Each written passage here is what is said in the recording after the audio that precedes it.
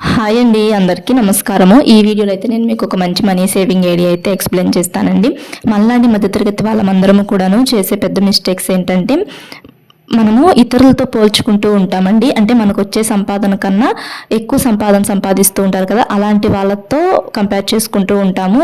మనకంటే తక్కువ సంపాదించే వాళ్ళని చూసి వాళ్ళు ఎలా లైఫ్ స్టైల్ లీడ్ చేస్తున్నారో మనం కూడా అలా లీడ్ చేయాలని చెప్పేసి అయితే అనుకోము. మనకంటే ఎక్కువ సంపాదించే వాళ్ళు ఎలా ఉంటున్నారో, వాళ్ళు ఎలా లైఫ్ స్టైల్ లీడ్ చేస్తున్నారో మనం కూడా అలానే ఉండాలి అని చెప్పేసి అయితే ఆలోచిస్తూ ఉంటాము. అట్లా కాకుండా ఒక్కసారి మనకంటే తక్కువ సంపాదించే వాళ్ళు ఎట్లా లైఫ్ స్టైల్ లీడ్ చేస్తున్నారో చూసి వాళ్ళకు లాగా మనం చేస్తూ ఉన్నాం అనుకోండి, చక్కగా డబ్బులు అనేటివి మనం సేవ్ చేసుకోవచ్చు.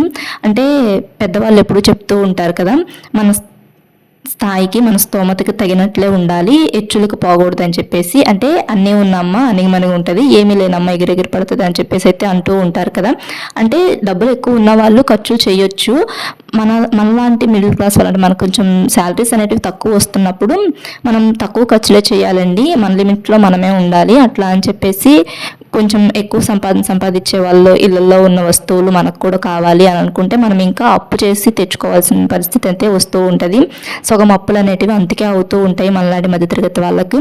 అంటే మన సంపాదనకి తగినట్లే మనము లైఫ్ స్టైల్ అనేది లీడ్ చేస్తూ ఉండాలి. ఇంకా మనం డబ్బులు సేవ్ చేసుకోవాలంటే మనకంటే తక్కువ సంపాదించే వాళ్ళని చూసి మనం నేర్చుకోవాలండి. అంతేకాని మనకంటే ఎక్కువ సంపాదించే వాళ్ళని చూసి మనం నేర్చుకోకూడదు. మనకంటే ఎక్కువ సంపాదించే వాళ్ళని చూసి ఏం నేర్చుకోవాలంటే మనం కూడా అంత మనీ ఎలా ఎర్న్ చేయాలి అని చెప్పేసి అయితే నేర్చుకోవాలి, కానీ వాళ్ళకిలా ఖర్చు చేయటం అనేది నేర్చుకోకూడదు. ఇప్పుడు మీకు 20,000 రూపాయల శాలరీ వస్తుంది అనుకోండి, 10,000 రూపాయల శాలరీ వచ్చే వాళ్ళు ఎలా లైఫ్ స్టైల్ లీడ్ చేస్తున్నారో చూసి మీరు కూడా అట్లా ట్రై చేయండి. చక్కగా అప్పుడు మీరు 10,000 రూపాయలు మిగుల్చుకోవచ్చు కదా, 10,000 రూపాయలు ఖర్చులు చేసేసుకున్నా. కానీ అట్లా అదే మీరు మీకు 20,000 రూపాయల శాలరీ వచ్చి 40,000 రూపాయల శాలరీ వచ్చే వాళ్ళతో కంపేర్ చేసుకుంటూ ఉన్నారనుకోండి, వాళ్ళ ఎక్స్పెన్సెస్ అనేటివి ఎక్కువ ఉంటూ ఉంటాయి కదా. అంటే వాళ్ళకి 40,000 వస్తున్నప్పుడు వాళ్ళు కనీసం 30,000 అన్న ఇంటి ఖర్చులకి వాటికి ఉపయోగిస్తారు కదా. అప్పుడు మనకి ఇంకా 10,000, మనకు వచ్చేది 20,000 కాబట్టి వాళ్ళని చూసి మనం కూడా ఫాలో అవుతూ ఉన్నాం అనుకోండి, మనం ఇంకొక 10,000 బయట అప్పు తెచ్చుకొని చేయాల్సిన పరిస్థితి అనేది ఉంటూ ఉంటుంది. డబ్బులు మిగలవు. ఆ 40,000 రూపాయల శాలరీ వచ్చే వాళ్ళు ఏంటి 10,000 రూపాయలు మిగుల్చుకొని 30,000 రూపాయలు అనేటివి ఖర్చు చేస్తూ ఉంటారు. మనం ఏం చేస్తాము, ఇంకొక 10,000 బయట ఎక్కడన్నా అప్పు తెచ్చుకుంటాము. అలా అప్పు అనేది పెరుగుతూ ఉంటుంది, కానీ మనకి డబ్బులు ఏం రావండి. అండ్ చాలామంది మేము ఆలోచిస్తూ ఉంటామంటే, కొంతమంది ఏమో డబ్బులు సేవ్ చేసుకోవాలనుకునే వాళ్ళు, అంటే డబ్బులు సేవ్ చేసే వాళ్ళు ఏం ఆలోచిస్తారంటే, అంటే పొదుపుగా ఖర్చు చేసి దాచుకోవటమే కదా డబ్బులు సేవింగ్స్ చేసుకోవటం అంటే అని చెప్పేసి అయితే ఆలోచిస్తూ ఉంటారు కదా చాలామంది. అది కూడా పెద్ద మిస్టేకేనండి. అంటే డబ్బుల్ని దాచుకోవటమే గొప్ప కాదు, దాచుకున్న డబ్బుల్ని రెట్టింపు చేసుకోవటం ఎలా అని తెలుసుకోవటం గొప్ప. అంటే దాచుకోవటం అనేది అందరికీ తెలుస్తుందండి, డబ్బులు ఎలా సేవ్ చేసుకోవాలనేది. ఇప్పుడు సేవ్ చేసుకోవటం అనేది ప్రతి ఒక్కరికి తెలుసు, సంపాదించడం తెలిసినప్పుడు సేవ్ చేసుకోవటం కూడా అందరికీ తెలుస్తుంది. ఆ సేవ్ చేసిన డబ్బుల్ని వేటిల్లో ఇన్వెస్ట్ చేస్తే రెట్టింపు అవుతాయి అనేసి అయితే తెలుసుకోము. దానికి తెలుసుకోవడానికి కూడా ట్రై చేయం మనము.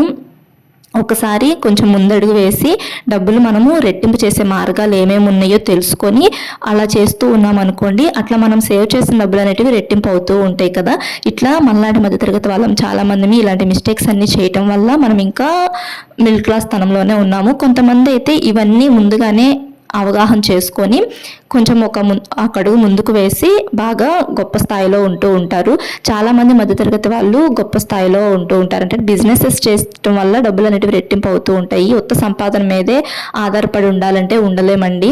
ఇప్పుడు మనం సేవ్ చేసిన డబ్బుల్ని స్కీమ్లో అన్నా కట్టుకోవాలి, లేదు అనుకుంటే ఆ సేవ్ చేసిన డబ్బులు పెట్టి ఏదన్నా ఒక బిజినెస్ అనేది స్టార్ట్ చేసుకుంటూ ఉన్నాం అనుకోండి, ఆ బిజినెస్లో కూడా మనము కొంచెం ఎక్కువ తెలివి అనేది ప్రదర్శిస్తూ ఉండాలి బిజినెసెస్ చేసేటప్పుడు.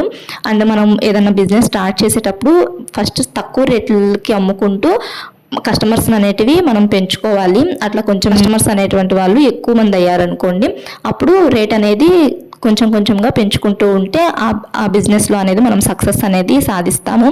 ఇట్లా చాలామంది చెప్పరు మనకి సేవ్ చేసుకున్న డబ్బులు రెట్టింపు చేసుకోవటం అనేది చాలామంది చెప్పరు, తెలియదు కూడాను. మన ఛానల్లో ఇట్లా చాలా మనీ సేవింగ్ ఐడియాస్ అయితే ఉన్నాయండి. అంటే డబ్బులు దాచుకోవటం రాని వాళ్ళకి వీడియోస్ ఉన్నాయి, డబ్బులు దాచుకున్న డబ్బుల్ని రెట్టింపు చేసుకోవటం ఎలా అనే వీడియోస్ కూడా ఉన్నాయి. ఒకసారి ఛానల్ను ఫస్ట్ టైం మనకి ఎవరైనా చూస్తున్నట్లయితే రిమైనింగ్ వీడియోస్ కూడా ఒకసారి చూసి ఛానల్ సబ్స్క్రైబ్ చేసుకోండి, మీకు యూస్ఫుల్ వీడియోసే ఉంటాయి. అంటే మనకు వచ్చే శాలరీని మనము ఎట్లా ప్లాన్ చేసుకోవాలంటే మనకు వచ్చే శాలరీని వేటికి ఎంత ఖర్చు చేయాలి అనే వీడియోస్ ఉన్నాయండి మన ఛానల్లో. అంటే మనకు వచ్చే శాలరీలోనే మనం ఖర్చులు అనేటివి చేసేసేయంగా ఇంకా డబ్బులు మిగుల్చుకోవచ్చు, అట్లాంటి వీడియోస్ ఉన్నాయి. అండ్ దాచుకున్న డబ్బుల్ని కరెక్ట్గా వేటిలో ఇన్వెస్ట్ చేయాలనే వీడియోస్ అయితే ఉన్నాయి. ఒకసారి రిమైనింగ్ వీడియోస్ చూసి ఛానల్ని సబ్స్క్రైబ్ చేసుకోండి మీకు యూస్ఫుల్ అనిపిస్తే. ఇంకా చాలామంది ఏదైనా స్కీమ్లో డబ్బులు ఇన్వెస్ట్ చేయడానికి కొంచెం భయపడుతూ ఉంటారు కదా, అంటే మంచి స్కీమ్సో కాదు మనకు డబ్బులు రెట్టింపు అవుతాయో అని చెప్పేసి. అంటే కొన్ని ఫేక్ స్కీమ్స్ కూడా ఉంటాయండి, అంటే స్కామ్స్ అనేటివి ఇప్పుడు జరుగుతూ ఉన్నాయి కదా, కొన్ని ఫేక్ స్కీమ్స్ కూడా ఉంటాయి. అంటే మన డబ్బులు కూడా మనం పెట్టుబడి పెట్టిన డబ్బులు కూడా లాస్ అయ్యే స్కీమ్స్ ఉంటాయి. కానీ నేను అలాంటి స్కీమ్స్ గురించి అయితే చెప్పనండి మన ఛానల్లో. అన్నీ కూడా గవర్నమెంట్కి సంబంధించిన స్కీమ్సే చెప్తాను. గవర్నమెంట్కి సంబంధించిన స్కీమ్స్ అయితే మనకి భయపడాల్సిన అవసరం ఏం లేదు. మనం పెట్టే డబ్బులు వస్తాయి అండ్ మనకు వడ్డీ కూడా వస్తుందండి. చక్కగా మన ఛానల్లో ఎఫ్డి స్కీమ్ గురించి, ఆర్డి స్కీమ్ గురించి, ఇంకా చాలా స్కీమ్స్ గురించి ఉన్నాయి. అంటే అది కూడాను గవర్నమెంట్ బ్యాంక్కి సంబంధించిన స్కీమ్స్ అండ్ పోస్ట్ ఆఫీస్కి సంబంధించిన స్కీమ్సే ఉంటాయండి మన ఛానల్లో వీడియోస్ అయితే మటుకి. చక్కగా మనకి ఇప్పుడు నెలవారీ సంపాదించే వాళ్ళము చక్కగా మనము వీటికి ఇంత ఖర్చు చేయాలని చెప్పేసి ఒక ఎస్టిమేషన్ వేసుకొని 20,000 వస్తే మనం వాటిల్లో 15,000 ఖర్చు చేసి 5,000 సేవ్ చేసుకొని ఆ 5,000 పెట్టి చక్కగా ఏదైనా ఆర్డీ స్కీమ్లో కట్టుకున్నాం అనుకోండి. అంటే మంత్లీ 5,000 రూపాయలు చొప్పున ఆర్డీ స్కీమ్ అని పోస్ట్ ఆఫీస్లో కానీ లేదనుకుంటే బ్యాంక్లో కానీ ఆర్డీ స్కీమ్ అనేది అయితే చెప్తారండి. అంటే బ్యాంక్ కూడా గవర్నమెంట్కి సంబంధించిన బ్యాంక్స్లో ఉంటాయి అండ్ పోస్ట్ ఆఫీస్లో కూడా ఉంటుంది. ఆర్డీ స్కీమ్ అంటే రికరింగ్ డిపాజిట్ స్కీమ్ అనేసి అయితే అంటారు. మనకి ఎంత శాలరీ వచ్చినా కానీ ఇప్పుడు 20,000 వచ్చినా, 30,000 వచ్చినా, 10,000 వచ్చినా, 10,000 వచ్చేవాళ్ళు నెలకి 500 1,000 రూపాయలైనా కట్టుకోవచ్చు ఈ ఆర్డీ స్కీమ్లో. అట్లా మనము 1,000 రూపాయలు కట్టామనుకోండి, అంటే ఎంత అమౌంట్ కడితే ఎంత వస్తుంది అనేది కూడా నేను మీకు ఇప్పుడు ఈ వీడియోలో చెప్తాను. మనలాంటి మధ్యతరగతి వాళ్ళము చక్కగా కొంచెం పొదుపుగానే ఖర్చు చేసి మన లిమిట్స్లో మనం ఉండి ఇంకా తక్కువ ఎక్కడెక్కడ దొరుకుతాయో అవి తెచ్చుకొని కొంచెం డబ్బులు అనేటివి సేవ్ చేసుకోవడమే బెస్ట్ అండి. సంపాదించేటప్పుడే డబ్బులు సేవ్ చేసుకోవాలి. ఆ సేవ్ చేసిన డబ్బుల్ని మనము ఇప్పుడు నుంచే రెట్టింపు చేసుకునే మార్గాలు అనేటివి స్టార్ట్ చేస్తూ ఉండాలి. అంటే మనకి తర్వాత వస్తువు విలువ అనేది పెరిగిపోతూ ఉంటుంది. అంటే ఏ వస్తువు అయినా కానీ ఇప్పుడు రేట్లు అనేటివి పెరిగిపోతూ ఉన్నాయి కదా, డబ్బులు ఇంట్లోనే ఉంచుకుంటే డబ్బులు అలానే ఉంటాయి కానీ రెట్టింపు ఏమవ్వవు. వస్తువులు అంటే ధరలు అనేటివి పెరుగుతూ ఉన్నాయి కానీ ఏం తగ్గట్లేదు కదా, అందుకని చెప్పేసి మనము ధరలకు తగ్గట్టే మన డబ్బులు కూడాను పెంచుకునే మార్గాలను ఎంచుకొని డబ్బుల్ని రెట్టింపు చేసుకుంటూ ఉండటం బెస్ట్ అండి. అంటే ఇప్పుడు ఒకప్పుడు ఒక 6 months బ్యాక్, ఒక 2 months బ్యాక్ గోల్డ్ రేట్ ఎలా ఉంది, ఇప్పుడు గోల్డ్ రేట్ ఎలా ఉందో కంపేర్ చేసుకోండి. అంటే మనకి రేట్లు అనేటివి ఎప్పటికప్పుడు పెరుగుతూనే ఉంటాయి కానీ తగ్గేది అనేది ఉండదు. ఆయిల్ కానీ ఇంకా గ్యాస్ కానీ అన్నీ పెరుగుతూ ఉన్నాయి కదా, అట్లా మనము ఖర్చు అనేది తక్కువ చేసి ఆ దాచుకున్న డబ్బుల్ని చక్కగా స్కీమ్స్లో కట్టుకోండి. నేను మన ఛానల్లో రోజుకొక స్కీమ్ గురించి మళ్ళీ చెప్తాను. ఆల్రెడీ మన ఛానల్లో వీడియోస్ అయితే ఉన్నాయి స్కీమ్స్ గురించి, మళ్ళీ కొత్తగా చూసే వాళ్ళకైతే చెప్తాను. ఈ రోజు అయితే నేను ఆర్డీ స్కీమ్ అయితే చెప్తానండి. చక్కగా మనము ఆర్డీ స్కీమ్ అనేది ఎవరైనా స్టార్ట్ చేసుకోవచ్చు. నెలకి ఇంత అమౌంట్ అనేసి కట్టాలి. అంటే ఆర్డీ స్కీమ్ అనేది నెలకి ప్రతి నెల కట్టాలి. 500 నుంచి స్టార్ట్ చేసుకోవచ్చు. అంటే నెలకి 500 రూపాయల నుంచి స్టార్ట్ చేసుకొని లిమిట్ 10,000 కానీ ఇంకెంతైనా కట్టుకోవచ్చు. 500 కడితే ఎంత అమౌంట్ వస్తుంది, 1,000 రూపాయలు కడితే ఎంత అమౌంట్ వస్తుంది అయితే నేను మీకు ఇప్పుడు చెప్తాను. అంటే ప్రతి మంత్ కూడా సేవ్ చేసిన డబ్బుల్ని ఈ స్కీమ్లో ఒక 5 years దాకా కట్టుకోవాలండి. 5 years తర్వాత మనకి అసలు ప్లస్ వడ్డీ అనేది వస్తుంది. ఇప్పుడు నెలకు 100 రూపాయలు చొప్పున కట్టారనుకోండి, అసలు ప్లస్ వడ్డీ కలిపి మనకు 5 years తర్వాత 7,251 రూపాయలు అయితే వస్తుంది. అదే మనం 500 రూపాయలు చొప్పున కట్టామనుకోండి, నెలకి ఒక 5 years పాటు కడితే 36,253 రూపాయలు అయితే వస్తాయండి. అంటే అసలు ప్లస్ వడ్డీ కలిపి. తర్వాత 1,000 రూపాయలు కట్టారనుకోండి, నెలకి 72,505 రూపాయలు అయితే వస్తాయి. అంటే అసలు ప్లస్ వడ్డీ కలిపి 72,505 రూపాయలు అయితే వస్తాయి. అదే 2,000 రూపాయలు చొప్పున కట్టారనుకోండి, 1,45,010 రూపాయలు అయితే వస్తాయండి. అదే 3,000 రూపాయలు చొప్పున కట్టారనుకోండి, అంటే నెలకు 3,000 రూపాయలు చొప్పున కట్టారనుకోండి, అసలు ప్లస్ వడ్డీ మొత్తం కలిపి 2,17,515 రూపాయలు అయితే వస్తాయి.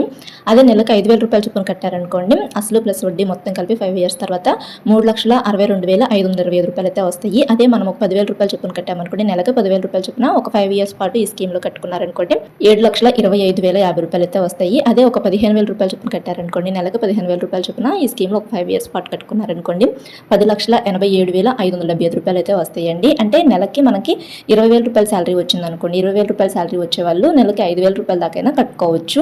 అంటే మనము పొదుపుగా ఖర్చు చేస్తే. అదే 40,000 రూపాయల శాలరీ వచ్చే వాళ్ళు నెలకి 15,000 రూపాయలైనా కట్టుకోవచ్చు అండి. అప్పుడు 10 లక్షల దాకా వస్తాయి మనకి.